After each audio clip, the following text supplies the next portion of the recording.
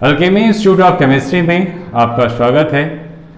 आज की video specially related to JEE Mains 2020 से रिलेटेड है, या हम कह सकते हैं कि 2020 का जेईई मेंस में जो क्वेश्चन पूछे गए थे उसके बारे में हम डिस्कस करने जा रहे हैं, जो कि chapter classification of element and periodicity in properties से रिलेटेड है।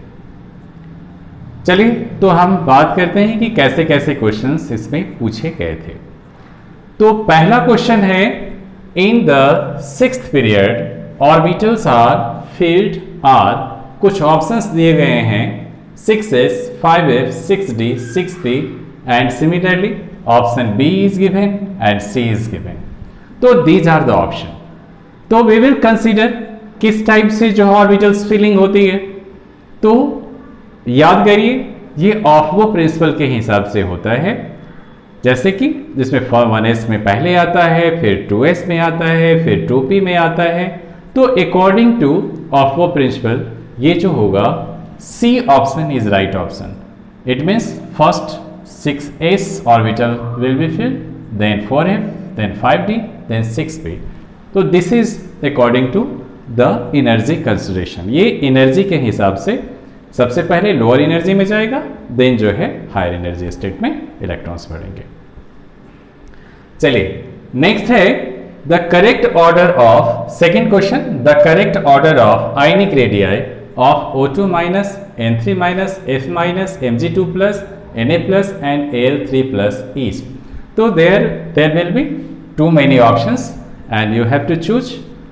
देन जब हम बात करते हैं कि आयनिक रेडियाई का, तो आयनिक रेडियाई यहां पर देखते हैं कि जितने भी स्पीसीज हैं ये आइसो इलेक्ट्रॉनिक स्पीसीज हैं जिसमें 10 इलेक्ट्रॉन्स हैं। तो आइसो इलेक्ट्रॉनिक स्पीसीज में हम बात करते हैं कि यहां पर जो इफेक्टिव न्यूक्लियर चार्ज है Al3 प्लस का सबसे ज्यादा होगा, क्योंकि उसके न्यूक्लियस में प्रोटॉन ज्यादा होंगे। एंड नाइट्रोजन जिसका एटॉमिक नंबर 7 होता है, उसमें आप देखेंगे कि उसकी न्यूक्लियर चार्ज सबसे कम होगी और इफेक्टिव न्यूक्लियर चार्ज भी उसमें कम होगा, क्योंकि उसमें 7 प्रोटॉन्स ही हैं। तो इस तरीके से देखेंगे कि इफेक्टिव न्यूक्लियर चार्ज जिसमें ज़्यादा होगा उसकी साइज छोटी होगी, और जिसका क्या होगा, कम होगा, उसकी साइज बड़ी होगी। किस केस में? आइसो इलेक्ट्रॉनिक स्पीसीज के केस में। तो ऑप्शन में जो भी ऑप्शन है इसमें Al3 प्लस का साइज सबसे छोटा होगा, फिर Mg2 प्लस का होगा, फिर Na प्लस का होगा, फिर F माइनस का होगा, फिर O2 माइनस का होगा, फिर N3 माइनस का होगा। Very clear. Now next more question, the atomic number is 101 and 104 belongs to, और इसमें भी 3-4 ऑप्शन दिए गए होंगे, यानी किस ग्रुप से बिलोंग कर रहा है, किस पीरियड से बिलोंग कर रहा है। तो आप देखेंगे कि यह जो है 101 एक्टिनोइड से है और 104 जो है ग्रुप 4 से बिलोंग कर रहा है। इसी तरीके से हम बात करते हैं कि the ionic radii of O2 minus, F minus, Na plus, Mg2 plus in the order. यहां भी बार बार आयनिक रेडियाई से क्वेश्चन पूछे जा रहे हैं। तो अभी हमने इफेक्टिव न्यूक्लियर चार्ज की बात किया, तो यहां भी जो है ये आइसो इलेक्ट्रॉनिक स्पीसीज हैं, सब में जो है 10 इलेक्ट्रॉन्स हैं। तो यहां भी हम देखेंगे कि effective nuclear charge O2 minus का सबसे कम है, तो साइज सबसे बड़ी होगी, और यहाँ Mg2 प्लस का इफेक्टिव न्यूक्लियर चार्ज सबसे ज़्यादा है, दैट इज वाई इसकी साइज सबसे छोटी होगी। तो इस तरीके से हमारा जो ऑर्डर बनता है वो O2 minus, less than F minus, less than Na plus, less than Mg2 plus. तो this is the fourth question. Now we will have question number 5, the process that is not endothermic in nature. देखिए generally हम क्या देखते हैं कि कोई question जैसे hydrogen है, इसमें इसके वैलेंस सेट में 1 इलेक्ट्रॉन है, तो nearest noble gas configuration getup करेगा, तो 1 इलेक्ट्रॉन ये गेटअप करके 1s2 इलेक्ट्रॉनिक कॉन्फ़िगरेशन में कन्वर्ट होना चाहेगा। तो ऐसे जहां भी रिएक्शंस होते हैं इसमें क्या होते हैं, कि ये एक्सोथर्मिक होता है, यानी स्टेबिलिटी जब भी मिलती है उसमें एनर्जी लूज होती है, तो ये जो है एक्सोथर्मिक होगा। और यहाँ देखिए कि ऑलरेडी यहाँ ये स्टेबल है और एक इलेक्ट्रॉन है, तो ये एक्सोथर्मिक नहीं होगा। एंड सिमिलरली और भी ऑप्शंस हो सकते हैं।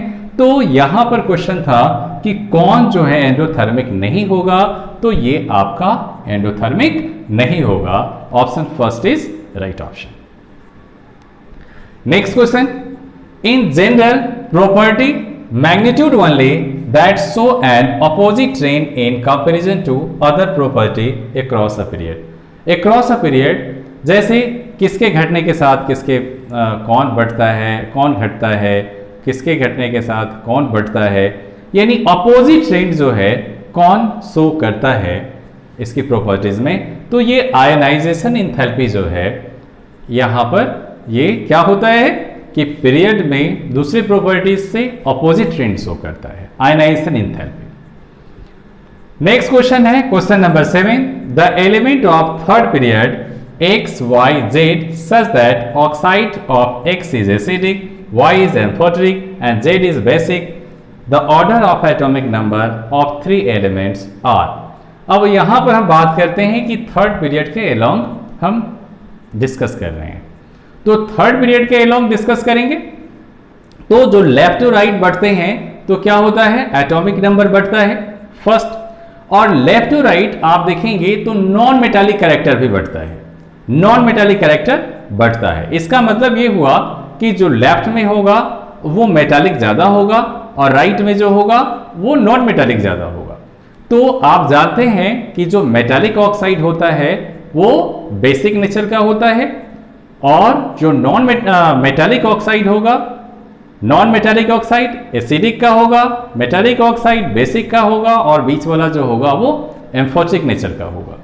तो यहां पर देखा जाए कि x, y, z, यहां x जो है क्या होगा, x सबसे लेफ्ट में है तो मेटालिक होगा, तो x जो है आपका ये जो है इसका जो ऑक्साइड होगा, x का जो ऑक्साइड होगा वो क्या होगा, वो बेसिक नेचर का होगा।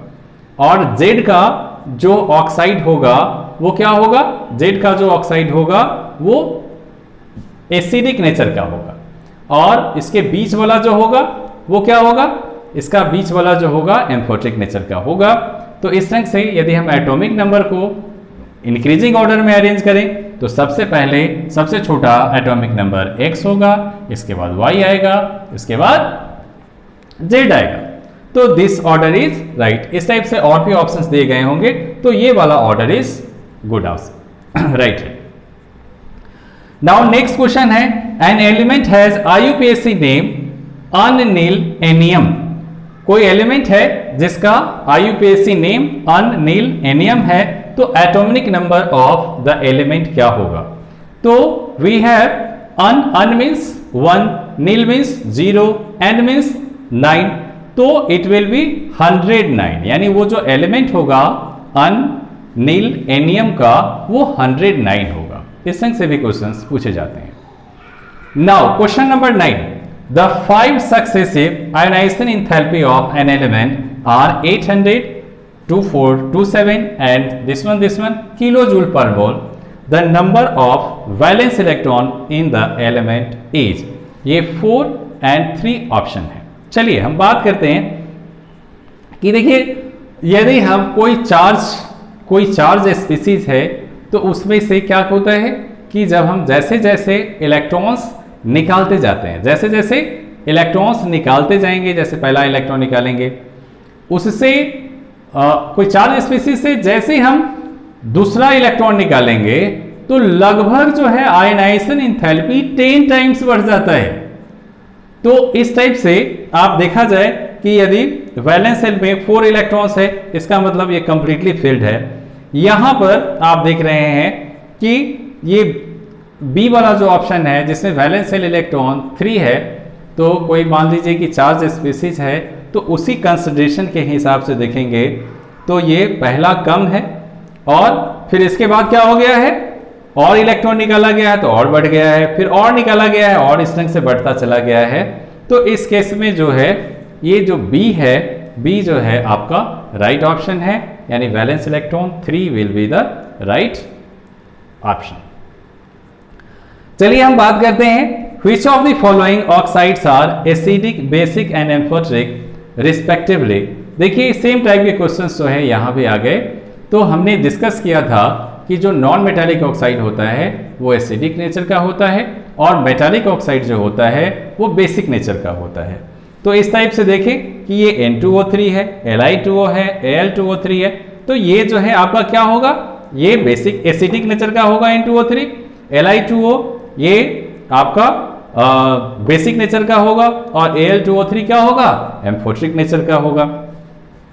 तो इसी टाइप से हमने ये जो ऑप्शन है ये N2O3, Li2O और Al2O3 ये रिस्पेक्टिवली जो है आपका एसिडिक,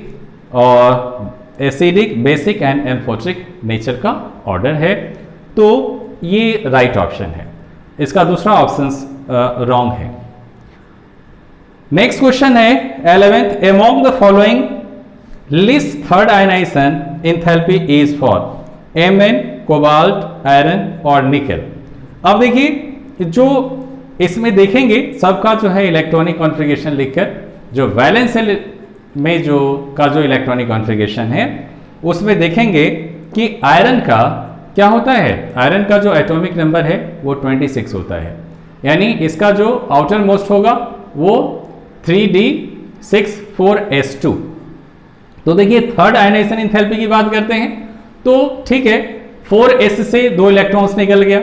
इसके बाद हम d6 कॉन्फ़िगरेशन बचता है आयरन में, तो d6 कॉन्फ़िगरेशन जो बचता है तो उसमें 5 जो हुआ मतलब हाफ फिल्ड एटॉमिक ऑर्बिटल से 1 इलेक्ट्रॉन ज्यादा है उसमें, तो ऑब्वियस है कि वो स्टेबिलिटी गेटअप करने के लिए 5 इलेक्ट्रॉन्स एक्वायर करने के लिए वो 1 इलेक्ट्रॉन इजीली जो है क्या करेगा, वो डोनेट कर देगा। तो दैट इज वाई आयरन का जो थर्ड आयनाइजेशन एंथैल्पी है वो सबसे कम होगा in this among this Mn, cobalt, nickel. इसमें जो है आपको आयरन का जो है लिस्ट आयनाइजेशन एंथैल्पी होगा।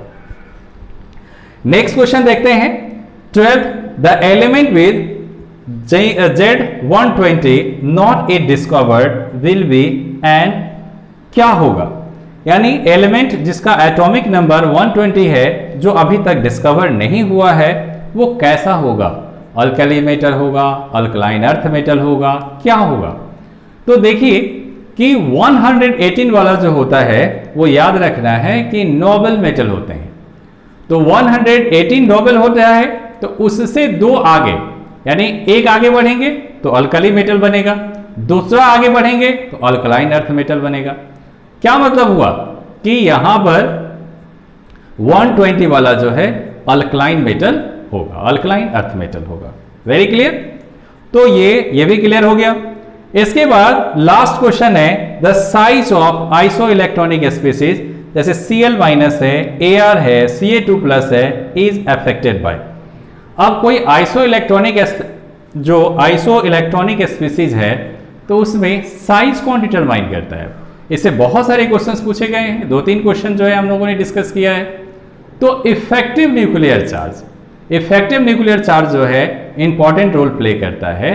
तो यहां पर या हम कह सकते हैं कि न्यूक्लियर चार्ज भी जो है इंपॉर्टेंट रोल प्ले करता है, यानी न्यूक्लियर चार्ज जिसकी ज्यादा होगी उसका जो है साइज मतलब और जो है पुलिंग साइज होगा, मतलब कॉन्सेंट्रेट साइज होगा। ठीक है, तो आइसो इलेक्ट्रॉनिक स्पीसीज में nuclear charge is playing important role.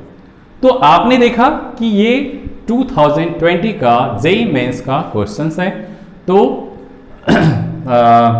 इस टाइप से जो है हम प्रिपरेशन करें और अच्छे मार्क्स आ सकते हैं। थैंक्स फॉर वॉचिंग, फिर मिलते हैं नेक्स्ट वीडियो में।